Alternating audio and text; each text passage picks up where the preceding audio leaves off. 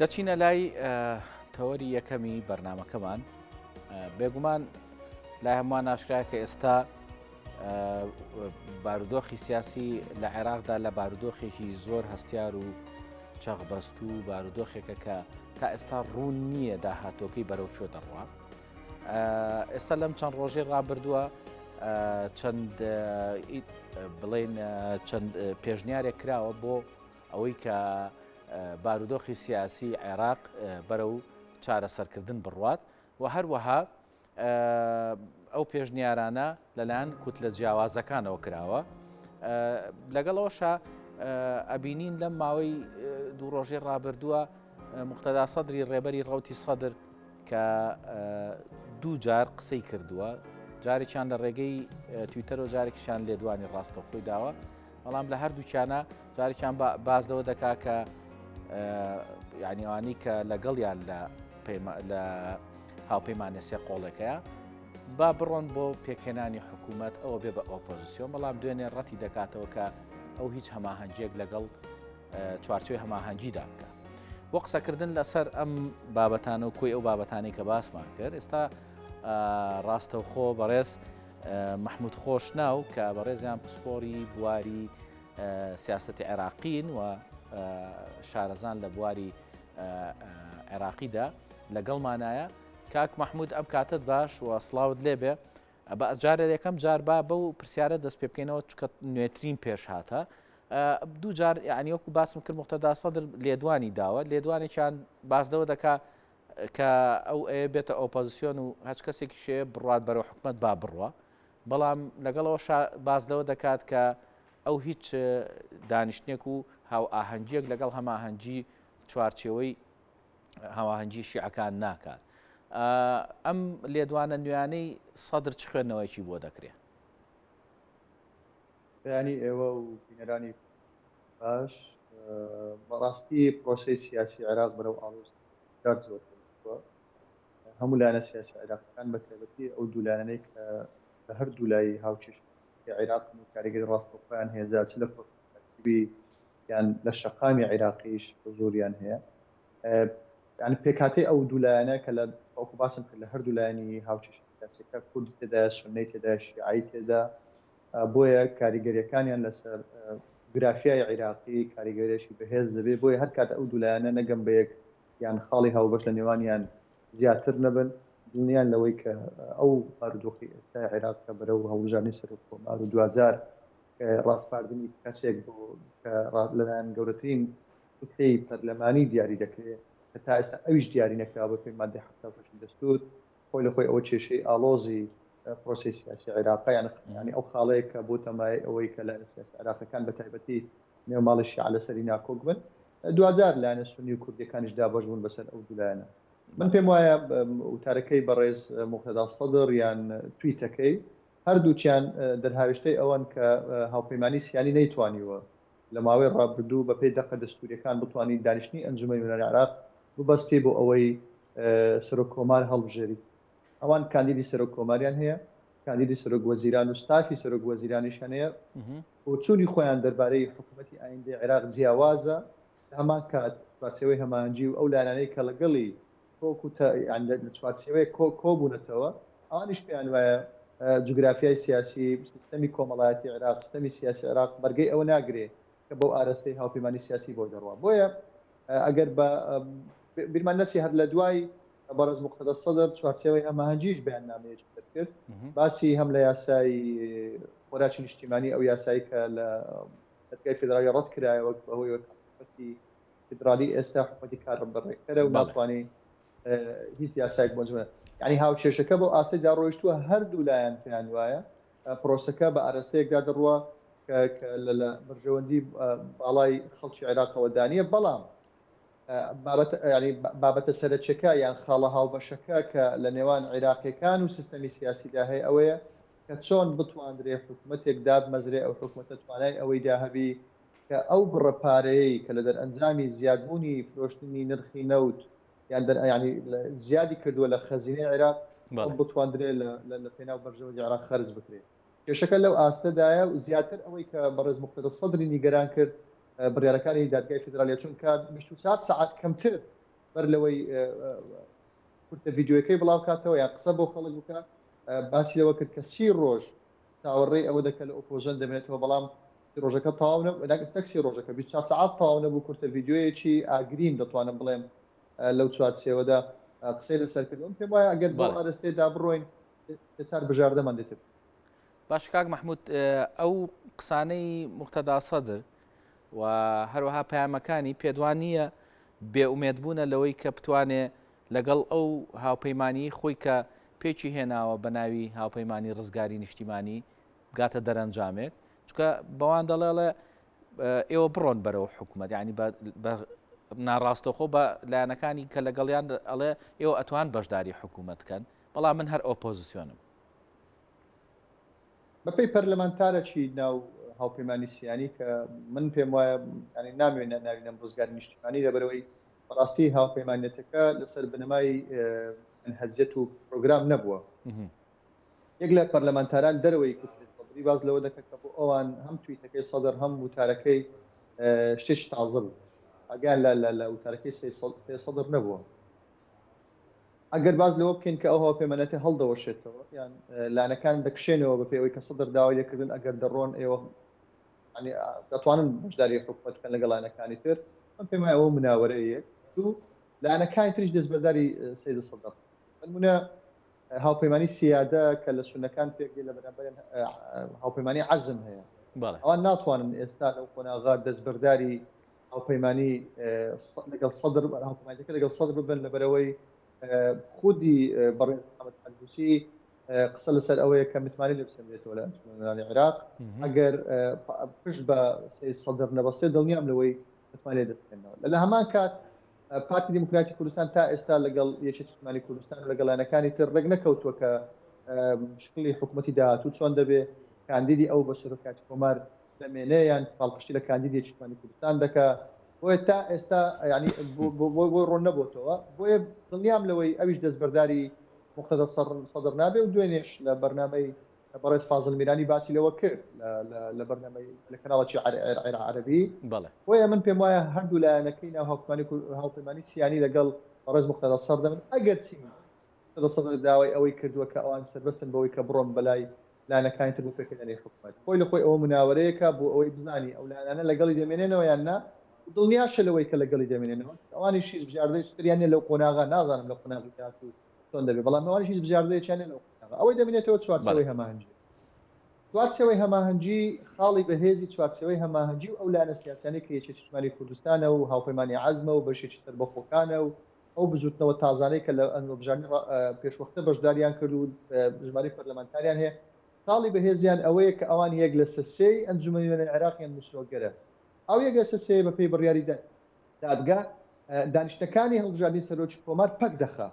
کە ئەو دانیشتە پەک بخە هیچ بژاردەیەک لە بەرلایەنەکانی تر نامێنێت و هەرچەند مناوەرە بکەن هەرچەند یعنی لێدوان بدەن هەرچەند کۆ ببنەوە هەرچەند هەوڵی دەست پێشخەری و ئەوانە بدەن ناتوانن یەک لە سەسەی پەکخەر هەیە لە ناو ئەنجومەنی عێراق بۆیە ناچاریان دەکا ینی ئەو لایەنەکەی بەرامبەر کە بە هاوپەیمانی سیانی کە وەی جەنابەت ناو لێنە ڕزگاری نیشتیمانی ئەوە ناونانی خۆیانە بوو بوورە کاک مححمود یانی ئەو خۆیان بەڵێ بەڵام خۆت دەزانێت کە ناوەک لەو ئاستەبی ینی من تێبینیم لەسەر ئەوە هەیە کە باردۆخی عێراق ئەو ناوە لەگە ینی مادەیەکی دەستوریش دەتوانم بڵێم ناکۆکە هەرچەندە ئەوە بابەتی قسەکردنمان نییە بەڵام من پێم وایە ئەگەر ئەو هاوشێشە سیاسیە بەو ئارەستەیەدا بمێنێتەوە بە دڵنیاییەوە ینی یەکێک لە سەسەی پەکخەر باش ناتوانانی لایەنەکانی تر ناتوانن بەرامبەر بەو هیچ حکوومەتەکە ئێستا کاربەڕێکەرە کاک مححمود یعنی زۆر جار ئەوەی کە ئەوێ هەنگاوێک بنێ بۆ جێبەجێکردنی کارێک یاخود بڕیارێک دەربکە حکوومەتێکی کاربەڕێکە لەوانێت نەتوانێت کۆمەڵێک شت هەیە هەنگاو بنێ بۆ چارەسەرکردنیان لەگەڵەوەشە دادگای باڵای فدرالی بە بەردەوامی یعنی چاودێری دۆخی سیاسی عێراقەکە چاودێری بڵێن بڕیارەکانەکە لەگەڵەوەشە لە دوا بڕیاریە تەنانەت ئەو پرۆژیاسایشی ڕەت کردوێتەوە کە پرۆژیاسای پاڵپشتی خۆراک و پاڵپشتی ئاسایشی خۆراک ناوبنراوە یعنی لەگەڵەوەشە بڵێن مقتەدا سەدری ژەڵێ نەئەکرا ئەم پرۆژەیە ڕەتکرێتەوە.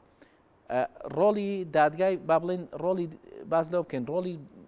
دادگای باڵای فدرالی لە عێراقسا چ ڕۆڵێگە بینێ؟ من لە ئەساسەوە لە یەکەم دانیشتنی ئەنجومەنی عێراق باسی لەوە کردووە کە زیندووبوونەوەی دادگای فدرالی عێراق زەمانەتێکی دەستوریە بۆ پرۆسەی سیاسی لە عێراق، زەمانەتێکی دەستوریە بۆ گەلانی عێراق. یعنی ئەو بڕیارانەی دادگای فدرالی طبعا یەکەم بڕیاری دادگای فدرالی کە پەسەندی دەرەنجامی هەڵبژاردننی کرد هەموو ئەو لایەنەی کە ئێستا لە ناو هاوپەیمانی سییانین ستایشی ڕۆڵی دادگای فدرالیان کرد و پێیان وابوو طبعاەوە دەرەنجامی سکاڵا دوجار سکاڵا کرا لەسەر دەرەنجامی هەڵبژاردن دوای کە پەسەند کرا ئەو لایەنەی ئێستا لە ناو هاوپەیمانی سییان هەموو ستایشی ڕۆڵی دادگای فدرالیان کرد و بەرزیان دوجار دیسانەکە هاتینەوە سەر یەکەم دانیشتنی ئەنجومەنی عێراق لەو دانیشتنەش دیسانەکە بەدڵی هاوپەیمانی سییانی بوو دانیشتەکە دیسانەکە سکاڵا گلان بەڕێز محمود مەشهدانی و لایەنەکانی تر تۆمار کرا لە دادگای فدرالی لەسەر یەکەم دانیشتنی ئەنجومەنی عێراق دیسانەکەوە بڕیاری دادگای فدرالی لە بەرژەوەندی هاوپەیمانی سییانی بوو ئەوانش دیسانەکە ستایشی ڕۆڵی دادگای فدرالیان کرد و پێیان وابوو هەنگاوەکانی هەنگاوی دەستوری و یاسایی. دوای ئەوە بۆ ئەوان شۆک بوو کە دادگای فدرالی پێی ڕێکارە یاساییەکان لەسەر هەمان ڕتمی سیاسی و دەستوری یاسایی و دەستوری خۆی بەردەوام بوو کە بڕیارەکان ئەو جارە لە بەرژەوەندی هاوپەیمانی سییانە بۆیە کەوتنەوەی کە قسە لەوێ و تۆمەت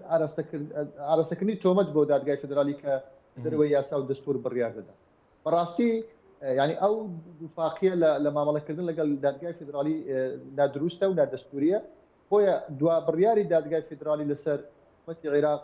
کە حکومەتی کاربڕێکەرە لە هەمان کاتیش بڕیاری لەسەر ئەوەی کە باس کرد پاڵپشتی ئاسایشی خۆراک کە من پێم وایە ڕێژەی ئەو پارەی کە دیاری کردیان ینی 25 میلیارد دلار پێم وایە ئەوانەی شارەزان لە بارودۆخی ئابووری و یاسایی ینی ژمارەکە بەوە دەخەمڵێنن لە نێوان 5 میلیارد بۆ 7 میلیارد دلار دەتواندرێ هەموو ئەو پرۆژەیە پێزێ بەس ینی ناوەڕۆکی ئەو یاسایە لە ساتپێز لاپەڕە پێک دێت کەچی پرۆژەی یاسای بودجە کە دووقاتی ئەو پارەیە زۆر نییە ینی جیاوازەکەیان زۆر نییە کەچی مشتومڕۆکی زۆری سیاسی و لێکترازانێکی زۆری سیاسی و دەیان کۆبوونەوەی ئەنجومەنی نوێنەری عێراق و لیژنە پەیوەندیدارەکان و پسپۆڕان و وەزارەتی دارایی و وەزارەتی پلاندانان و لە هەمان کات ینی دەتوانم بڵێم گەستەدان لاپەڕە نەبێ پرۆژه است بۆیە ئەمە ینی وەکو ئەوی باز دەکرێت کە ئەگەر محکەمەی ئیتحادی یان دادگای فدرالی ئەو بڕیارەی داوی ئەوە لە بەرژەوەندی ئەنجومەنی نوێنەری عێراق و حکوومەتیشە بۆ ئەوەی حکوومەت و ئەنجومەنی عێراق بپارێزی لەوەی کە هەڵەیەکی استراتیژی هەڵەیەکی گەورە دەکەن هەڵەیەکی دەستوری و یاسایی بەپەسەندکردنی ئەو یاسایە بیرمان نەچێت ینی جیاوازەکەیە ئەوان باز لەوە دەکەن کە حکوومەت تەوافقی نابێ و حکوومەتێکی گەندەڵە ئێ باشە خۆ حکوومەتی ئێستا حکوومەتێکی تەوافقیە حکوومەتی زۆرینە نەبووە جارێت تا ئەو پارەی بدرێ بەردەستی ورسی قەت کرد بەپێی بۆچووری ئەوان بۆ ینی ئەوە خۆی لە خۆشی جیاوازی لە قسەکردن لە پەیامەکانیانە من پێم وایە ئەگەر ئەو حکوومەتە ینی ئەگەر حکوومەتێکی زۆرینە بەپێی ئەوەی کە حکوومەتی زۆرینە دژە گەندەڵیە ینی ڕێشەشێش گەندەڵی دەکە لە عێراق